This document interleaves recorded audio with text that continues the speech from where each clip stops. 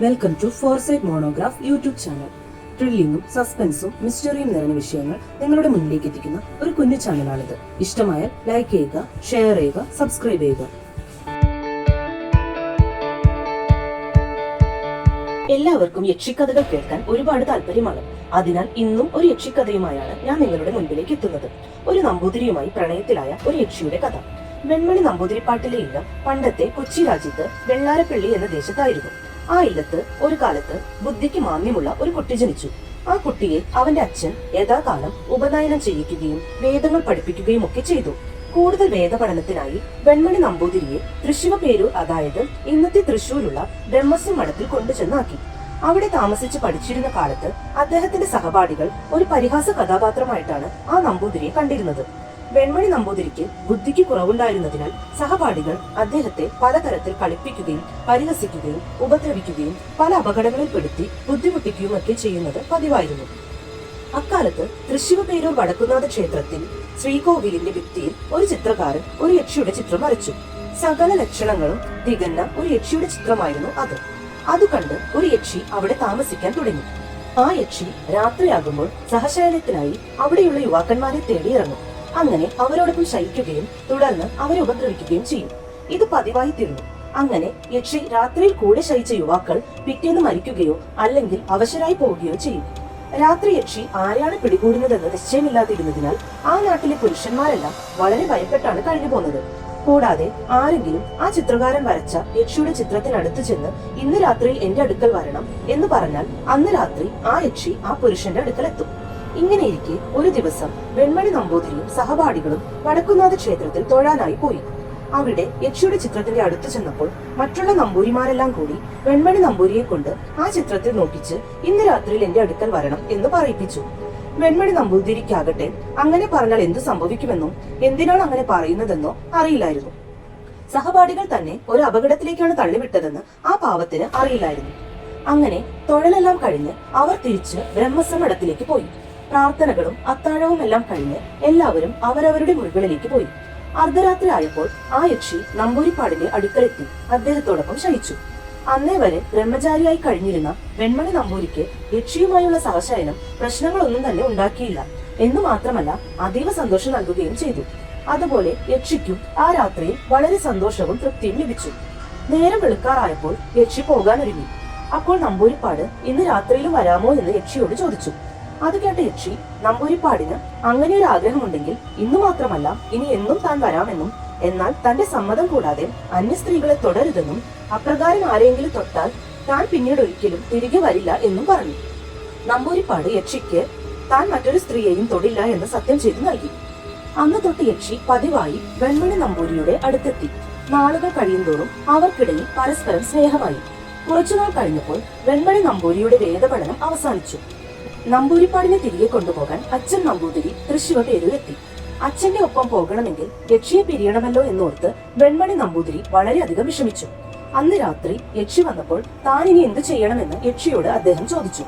എന്നാൽ നമ്പൂരിയോട് വിഷമിക്കേണ്ട എന്നും നമ്പൂരി ഇല്ലത്തോട്ട് പോയാൽ താൻ ഇല്ലത്തോട്ട് വരാമെന്നും അവിടെ വെച്ച് നമുക്ക് വീണ്ടും കാണാമെന്നും യക്ഷി വാക്കു നൽകി.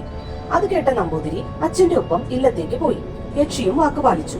രാത്രി തോറും യക്ഷി ഇല്ലത്തെത്തി നമ്പൂതിരിയെ കണ്ടുകൊണ്ടിരുന്നു. നേരം വെളുക്കാൻ കാലമാവുമ്പോൾ യക്ഷി തിരികെ പോവുകയും ചെയ്തു. പിന്നെയും നാളുകൾ കഴിഞ്ഞപ്പോൾ അച്ഛൻ നമ്പൂരിപ്പാടിന് തന്റെ മകനെ കൊണ്ട് ഒന്ന് വേളി കഴിപ്പിക്കണമെന്ന് തോന്നി. വിവാഹം ചെയ്താൽ പിന്നെ യക്ഷി തന്റെ അടുക്കൽ വരില്ലല്ലോ എന്നോർത്ത് അദ്ദേഹം തനിക്ക് വേളിക്ക് സമ്മതമല്ല എന്ന് അച്ഛൻ നമ്പൂരിയെ അറിയിച്ചു. കാരണം ഒന്നും തന്നെ അദ്ദേഹം പറഞ്ഞില്ല. വേളിക്ക് സമ്മതമല്ല എന്ന് കേട്ട അച്ഛൻ നമ്പൂതിരിക്ക് വെൺമണി നമ്പൂതിരിയോട് വളരെയധികം ദേഷ്യമായി. അദ്ദേഹത്തെ ഒരുപാട് വഴക്ക് പറയുകയും ശകാരിക്കുകയും ചെയ്തു. അദ്ദേഹം അത്താഴം കഴിക്കാതെ കരഞ്ഞുകൊണ്ടിരുന്നു. അങ്ങനെ രാത്രി കരഞ്ഞുകൊണ്ട് കിടക്കുന്ന സമയത്താണ് യക്ഷി വന്നത്. യക്ഷി അദ്ദേഹത്തോട് കാരണം ചോദിച്ചു. ആദ്യമൊന്നും അദ്ദേഹം കാര്യം പറഞ്ഞില്ല. പിന്നെ യക്ഷിയുടെ നിർബന്ധം സഹിക്കാതെ വേളിക്കാര്യം അദ്ദേഹം യക്ഷിയോട് പറഞ്ഞു. അത് കേട്ട യക്ഷി അദ്ദേഹത്തെ സമാധാനിപ്പിക്കുകയും തനിക്ക് വിരോധമില്ല എന്നും തറവാടിന്റെ നിലനിൽപ്പിന് നമ്പൂതിരി വേളി കഴിക്കണമെന്നും നിർബന്ധിപ്പിച്ചു. വേളി കഴിഞ്ഞാലും തന്നെ ഉപേക്ഷിക്കരുതെന്നും ഒന്നരാടം ദിവസം വേളി കഴിക്കുന്ന അന്തർജനത്തിന്റെ കൂടെ കഴിയണമെന്നും ഒന്നരാടം ദിവസം വേറെ മുറിയിൽ ഒറ്റയ്ക്ക് കഴിയണമെന്നും ആവശ്യപ്പെട്ടു. അങ്ങനെ ഒറ്റയ്ക്ക് കഴിയുന്ന ഒന്നരാടം ദിവസങ്ങളിൽ യക്ഷി നമ്പൂരിയെ വന്ന് കണ്ടുകൊള്ളാമെന്നും പറഞ്ഞ് വാക്കുകൊടുത്ത് സമാധാനിപ്പിച്ച് നമ്പൂരിയെ കൊണ്ട് വേളിക്ക് സമ്മതിപ്പിച്ചു. അങ്ങനെ വെൺമണി നമ്പൂതിരിയുടെ വേളി നടന്നു. ഒന്നരാടം ദിവസം ആ അന്തർജനത്തിനൊപ്പവും മറ്റു ദിവസങ്ങളിൽ യക്ഷിക്കൊപ്പവും അദ്ദേഹം കഴിഞ്ഞു. അങ്ങനെ കുറച്ചു കാലം കഴിഞ്ഞ് നമ്പൂരിക്ക് അന്തർജനത്തിൽ ഒരു മകൻ ജനിച്ചു. കൊച്ചുമകനെ കണ്ട് സന്തോഷത്തോടെ വെൺമണി നമ്പൂതിരിയുടെ അച്ഛനും മരിച്ചു. അപ്പോഴേക്കും മകന്റെ ഉപനയനം നടത്താനുള്ള കാലമായി. മുഹൂർത്തം നിശ്ചയിക്കുകയും ആളുകളെയൊക്കെ ക്ഷണിക്കുകയും ചെയ്തു. അന്ന് രാത്രി യക്ഷി വന്നപ്പോൾ നാളെയാണ് ഉപനയനമെന്ന് നമ്പൂതിരി യക്ഷിയോട് പറഞ്ഞു. അപ്പോൾ യക്ഷി തനിക്കൊരു ആഗ്രഹമുണ്ടെന്നും അഗ്നിസാക്ഷിയായി അന്തർജനത്തെയാണ് നമ്പൂതിരി വിവാഹം ചെയ്തതെങ്കിലും ആദ്യ ഭാര്യ താനാണെന്നും അതിനാൽ ഉണ്ണി നമ്പൂരിയുടെ വലിയമ്മയാണ് താനെന്നും ഉപനയന സമയത്ത് ഉണ്ണി ഭിക്ഷയാചിക്കുന്ന ചടങ്ങിൽ തനിക്ക് ഭിക്ഷ നൽകാൻ ആഗ്രഹമുണ്ട്, അത് വെൺമണി നമ്പൂതിരി സാധിച്ചു തരണമെന്നും യക്ഷി ആവശ്യപ്പെട്ടു. ചടങ്ങിന്റെ സമയമാകുമ്പോൾ താൻ ഒരു അന്തർജനത്തിന്റെ വേഷത്തിൽ എത്തിക്കൊള്ളാമെന്നും തന്റെ ആഗ്രഹം എങ്ങനെയെങ്കിലും വെൺമണി നമ്പൂതിരി സാധിച്ചു തരണമെന്നും യക്ഷി പറഞ്ഞു. അതിന് നമ്പൂതിരി സമ്മതിക്കുകയും ചെയ്തു. പിറ്റേന്ന് ചടങ്ങുകൾ ആരംഭിച്ചു. യക്ഷി ഒരു അന്തർജനത്തിന്റെ രൂപത്തിൽ അവിടെ എത്തി. അവളെ കണ്ട് മറ്റുള്ളവർ ഇതാരാണെന്ന് അതിശയിച്ച് പരസ്പരം ചോദിച്ചു. ഭിക്ഷയാചിക്കുന്ന ചടങ്ങിന് സമയമായപ്പോൾ വെൺമണി നമ്പൂതിരി ഉണ്ണി നമ്പൂതിരിക്ക് വേഷമാറി വന്ന യക്ഷിയെ കാണിച്ച് ഈ അന്തർജനത്തിനോട് ഭിക്ഷയാചിക്കാൻ പറഞ്ഞു. ഉണ്ണിയുടെ അമ്മ രണ്ടാമത് ഭിക്ഷയിടാനും പറഞ്ഞു. എന്നാൽ ഇത് കേട്ട മറ്റുള്ളവർ അത് എതിർത്തു. അമ്മയ്ക്കാണ് ആദ്യം ഭിക്ഷയിടേണ്ടതെന്നും ആരാണെന്ന് പോലും അറിയാത്ത ആ അന്തർജനത്തിന് ഭിക്ഷ നൽകാൻ പറ്റില്ലെന്നും അവർ തർക്കിച്ചു. മറ്റുള്ളവരുടെ എതിർപ്പ് മുറുകിയപ്പോൾ വെൺമണി നമ്പൂതിരി ഈ അന്തർജനം കുട്ടിയുടെ വലിയമ്മ ആണെന്നും താൻ ആദ്യം വെളി കഴിച്ചത് അവളെയാണെന്നും പറഞ്ഞു. എന്നാൽ ഇത് കേട്ടവർ ആരും അത് വിശ്വസിക്കാൻ തയ്യാറായില്ല. തങ്ങളാരും അങ്ങനെ ഒരു വേളി നടന്നതായി കേട്ടിട്ടില്ല എന്നും ആ അന്തർജനം ഏതില്ലത്തെയാണ്, ആരുടെ മകളാണ് എന്നൊക്കെ ചോദിക്കാനും തുടങ്ങി. ഇതെല്ലാം കണ്ടുനിന്ന ഉണ്ണിയുടെ അമ്മ ദേഷ്യം കൊണ്ട് വിറച്ചു. താനാണ് വെൺമണി നമ്പൂതിരിയുടെ ഭാര്യയെന്നും താനല്ലാതെ വെൺമണി നമ്പൂതിരിക്ക് വേറെ ഭാര്യമാരാരും തന്നെ ഇല്ല എന്നും എങ്ങു നിന്നോ തെണ്ടിക്കേറി വന്നവർക്കൊന്നും തന്റെ മകന് ഭിക്ഷ കൊടുക്കാൻ അർഹതയില്ലെന്നും പറഞ്ഞ് അവൾ ബഹളം വെച്ചു. ഇത് കേട്ട യക്ഷി കുട്ടിയുടെ പിതാവിന്റെ ആഗ്രഹം താൻ ഭിക്ഷ നൽകുക എന്നതാണെന്നും അതാർക്കും തടയാനാവില്ല എന്നും പറഞ്ഞു. എന്നാൽ ഇത് കേൾക്കാൻ ആരും തയ്യാറായില്ല. അവിടെ കൂടിയിരുന്നവരെല്ലാം ചേർന്ന് യക്ഷിയെ പിടിച്ചു വലിച്ചിഴച്ച് ആ ഇല്ലത്തിന് വെളിയിലാക്കി. ഇതെല്ലാം കണ്ടുനിന്ന വെൺമണി നമ്പൂതിരി അരുതേ എന്ന് കരഞ്ഞു പറഞ്ഞിട്ടും ആരും അത് കേട്ടില്ല. അങ്ങനെ അപമാനിതയായ യക്ഷി സ്വന്തം രൂപം പ്രാപിക്കുകയും വെൺമണി നമ്പൂതിരിയെ സമാധാനിപ്പിക്കുകയും ചെയ്തു. നമ്പൂതിരിയുടെ തെറ്റല്ല ഇതൊന്നും എന്ന് പറഞ്ഞ് അവൾ ആശ്വസിപ്പിച്ചു. എന്നിരുന്നാലും താൻ അപമാനിതയായ ഇടത്ത് 3 തലമുറ കഴിഞ്ഞാൽ പിന്നെ ഈ തറവാട്ടിൽ ഉണ്ണിയുണ്ടായി ഉപനയനം നടത്താൻ സാധിക്കില്ല എന്ന് അവൾ ശപിച്ചു.